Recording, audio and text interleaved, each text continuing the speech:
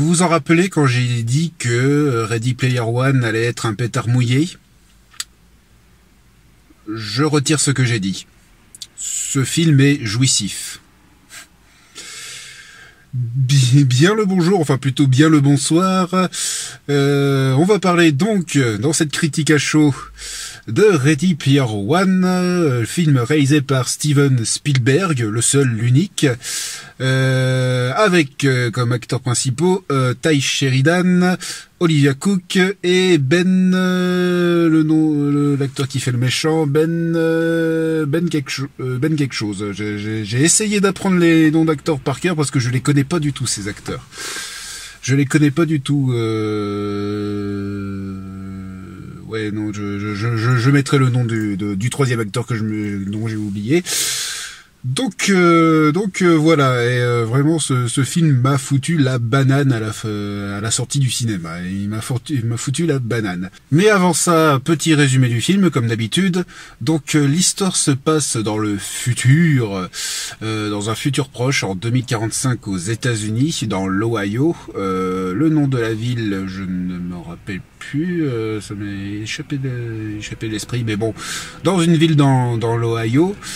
Où on est dans un futur un petit peu dystopique, je vais pas dire cyberpunk, c'est pas du tout ça, mais oui, non, un monde dystopique où tout le monde ont abandonné, n'ont plus voulu résoudre les problèmes dans le monde, dans le monde, ils ont laissé comme ça, donc du coup toutes les villes sont délabrées, détruites et tout ça.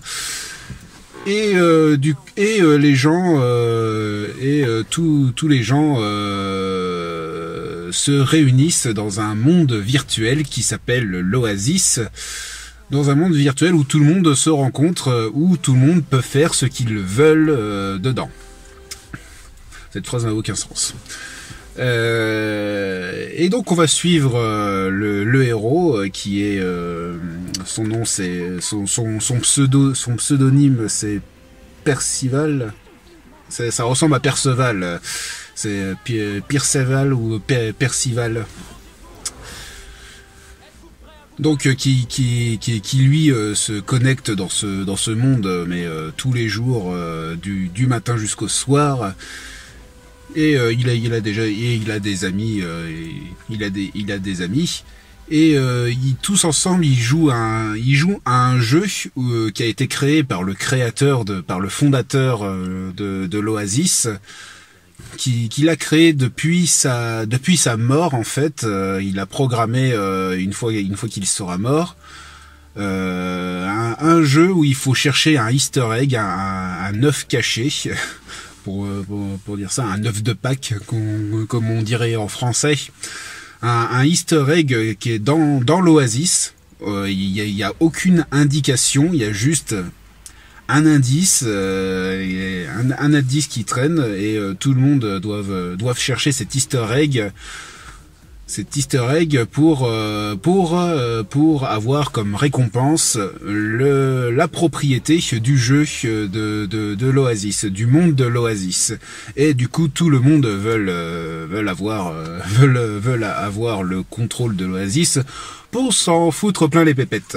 Et donc du coup tous les gens sont à la recherche de cet Easter egg, dont le héros, et pendant cette aventure à la recherche de cet Easter egg, il va rencontrer des personnes, dont une fille qui s'appelle Artemis dans le jeu, dans le monde de l'Oasis, parce qu'ils ont tous des pseudos. Ils ont tous des pseudonymes, comme dans un chat en fait. Et du coup, Percival et ses amis vont découvrir qu'il y a une grosse société qui cherche à avoir le contrôle de l'Oasis. Une grosse société qui s'appelle l'IOI. IOI, oui, c'est ça. Et donc ils veulent avoir la propriété de ce monde virtuel. Du coup, ils embauchent des gens qui vont essayer de chercher l'Easter egg au nom de cette entreprise. Et donc, qui dit entreprise dit méchant. Donc, les héros vont chercher à contrecarrer les plans du méchant, du méchant entrepreneur de l'IOI. C'est chaud à dire, IOI. Donc voilà, c'était à peu près le résumé un petit peu vague. Maintenant, mon avis sur ce film. Vraiment, c'est un très bon film. Comme je vous l'ai dit tout à l'heure, je suis sorti du cinéma avec la banane. Ça m'est jamais arrivé depuis un sacré moment. À chaque fois, je fais, à chaque fois que je sors du cinéma après avoir regardé un film d'action comme les Avengers ou autre, je fais ouais, j'ai passé un bon moment, mais sans plus.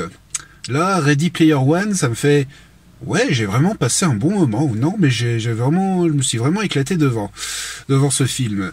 Déjà le premier gros truc le premier gros point fort de ce film, c'est son visuel, c'est son graphisme, c'est son univers, l'univers de l'Oasis, l'univers du monde virtuel.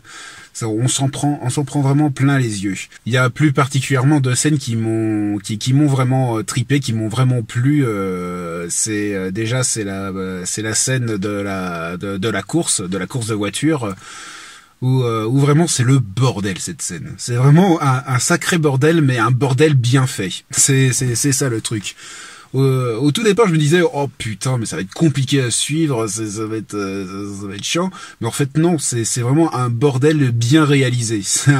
C'est une course de voiture, mais t'as tous les éléments du décor qui sont des pièges qu'ils essaient de détruire les voitures pour que les concurrents soient éliminés.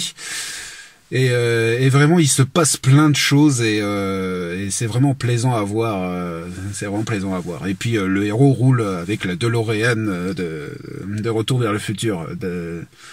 D'ailleurs, ce film est bourré de références à la pop culture. Alors, je vais ouvrir une parenthèse à propos des références à la pop culture. C'était l'argument de vente du film, quand même. Je suis à la fois preneur de ça, tout ce qui est visuel en fait, les références visuelles, parce qu'ils sont pas insistants en fait. C'est pas du placement de produit, à part pour une ou deux références. Comme par exemple Tracer d'Overwatch, je pense que c'est carrément un placement de produit que Blizzard a demandé d'installer pour faire genre waouh, il y a machin machine d'Overwatch. Voilà, il y a peut-être une ou deux références où ça a été demandé d'être placé pour faire un placement de produit. Mais après, pour tout le reste, c'est bon visuellement. Et je suis à la fois réticent. J'ai cru que pendant tout le film, ça va être ça, mais en fait non, c'est seulement le début du film pour faire on connaît plein de références à la pop culture, regardez. C'est dans les dialogues en fait. Dans les dialogues, il y a plein vers le début du film, pendant le premier je vais dire la première demi-heure de film. Les conversations, les dialogues entre les personnages, t'as beaucoup trop de références à la pop culture. Que ce soit visuel dans ce film, je suis d'accord. Dans les dialogues, ça passe pas mieux. C'est genre, tu connais sans doute ce film-là, machin et tout. Et puis t'as la gonzesse qui dit ouais, à plus tard, McFly. J'ai fait mais putain, c'est des références vraiment forcées quoi. Forcées dans les lignes de dialogue, et ça c'est pas assez. Je suis beaucoup moins réticent. Je suis plus référence visuelle que référence dans les dialogues. Bon voilà, je ferme la parenthèse. Et donc j'étais rendu avec la scène la scène des voitures. Donc il y avait ça qui me tripait. Et puis après, la deuxième scène, c'est le combat final entre les joueurs de d'Oasis et la grosse corporation IOI, qui est la corporation méchante, quoi. C'est la Shinra dans FF7, quoi. Mais mais oui, ouais, cette confrontation finale, elle est vraiment top. Elle est vraiment top. T'as de tout, t'as du combat, t'as des duels, des combats de groupe, t'as carrément des combats de géants, de Gundam, de Gundam, du géant de fer, de Godzilla. Et là aussi, c'est pareil, c'est un petit peu le bordel, un peu moins le bordel que la course de voiture, mais c'est aussi bordélique, mais un bordélique organisé, un bordélique bien réalisé.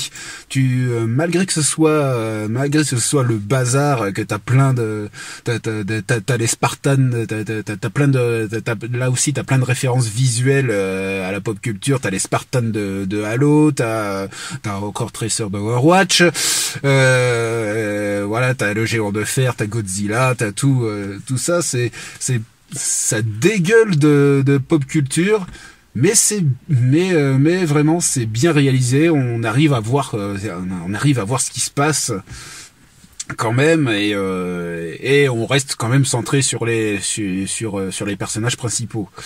Ensuite, qu'est-ce que je peux dire d'autre? Déjà pour ce qui est des personnages principaux, j'aime les deux, en fait les deux personnages qu'on voit le plus, donc Percival. J'inverse des lettres. Je crois que c'est Percival. Je crois qu'il s'appelle Percival, le pseudo du personnage principal. Je me rappelle. Wade. Ouais, c'est son vrai prénom, Wade. Et l'autre c'est Samantha, la fille. Donc son pseudonyme c'est Artemis. Donc Percival et Artemis, c'est un bon duo de personnages, que ce soit dans le monde réel où c'est Wade et Samantha, que ce soit dans le monde de l'Oasis, donc Percival et Artemis. C'est vraiment un bon duo, et en fait ce duo montre que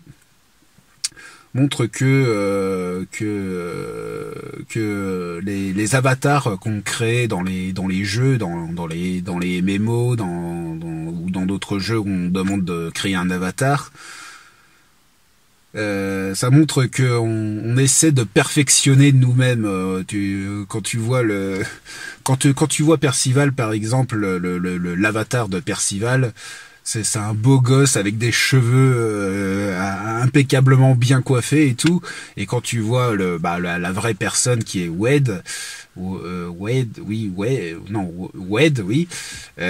c'est un gars qui a un visage banal, qui est un petit peu rond au niveau du visage, et oui, voilà, c'est un mec banal, quoi. Il est et tout. Et puis pareil pour Artemis, elle s'est perfectionnée pour être rebelle, quoi. C'est un nana qui a un petit peu rasé, qui a une crête, et puis qui est habillée de façon très rebelle, très rock'n'roll. Et quand tu la vois en vrai, donc la Samantha, elle a pas le seul look rebelle qu'elle a. Elle a aussi un look banal, et elle a l'air d'une fille banale. Ce duo de personnages montre que il faut pas se fier des avatars sur les jeux. C'est une perfection de nous-mêmes, une perfection qu'on se fait de nous-mêmes. Après, pour ce qui est des autres personnages, qui est Ash, et il y a les deux autres personnes, je sais plus qui c'est, parce qu'ils font partie du petit groupe de héros. Mais ils sont un petit peu secondaires, ceux-là. Il y a Ash qui lui est le meilleur ami de Percival. Ash, je crois que j'ai un problème avec lui, c'est sa voix. J'ai regardé le film en VF, hein.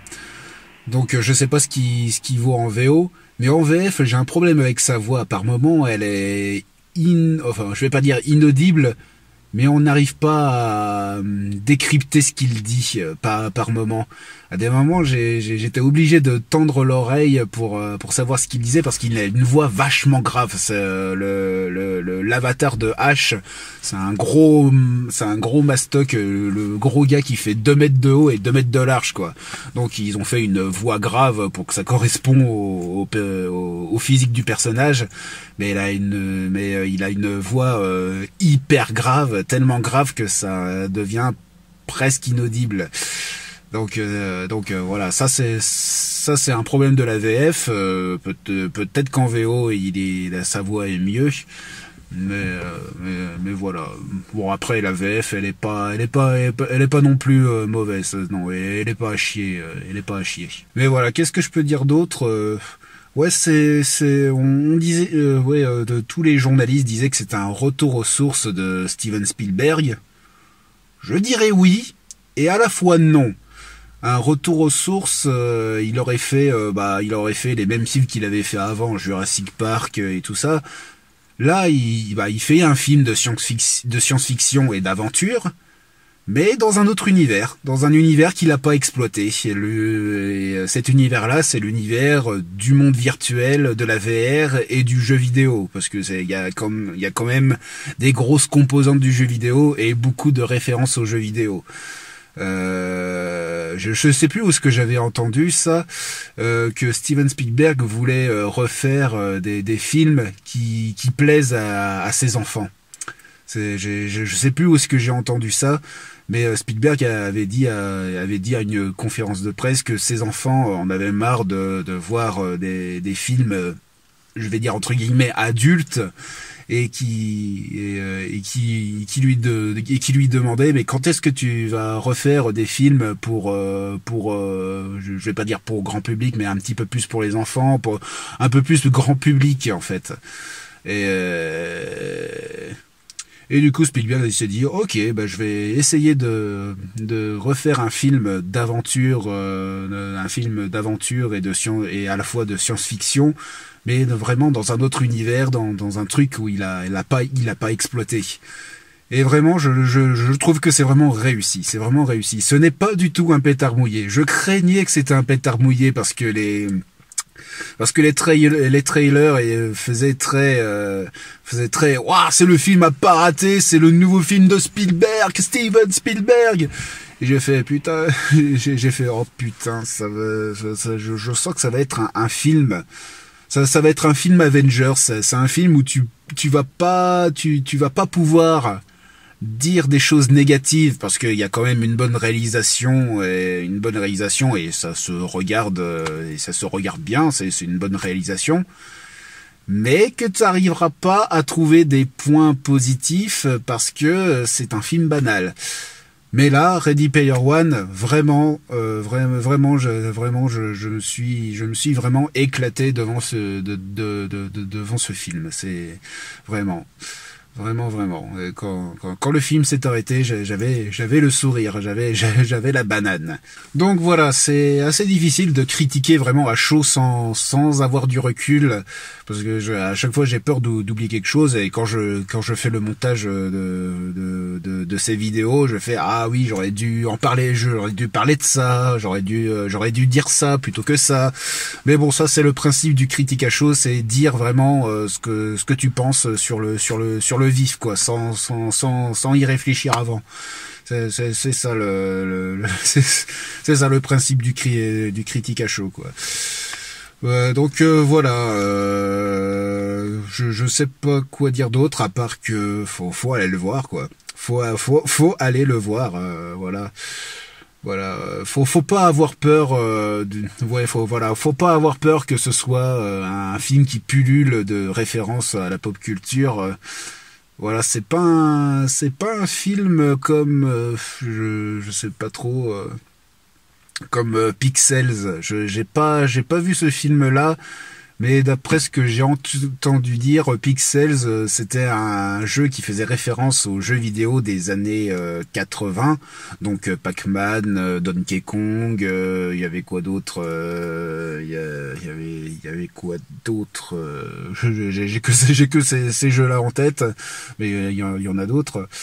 et c'était des références mais vraiment très très très forcées quoi. C'est hey, les gamers, regardez ce film, ça va vraiment vous plaire, et finalement ouais, ok, vous avez fait un film seulement pour faire un film pour les gamers quoi, mais vous n'avez pas cherché à faire un truc un peu plus poussé quoi. Mais Ready Player One, faut pas avoir peur de toutes les références à la pop culture. C'est bien visuellement. Il y a, à part la première partie du film où dans les dialogues vraiment ça passe pas. Voilà, je vais pas répéter ce que j'ai dit tout à l'heure, hein, mais ouais, voilà, mais vraiment l'univers de Ready Player One est vraiment j'ai même pas de mots, elle est magnifique.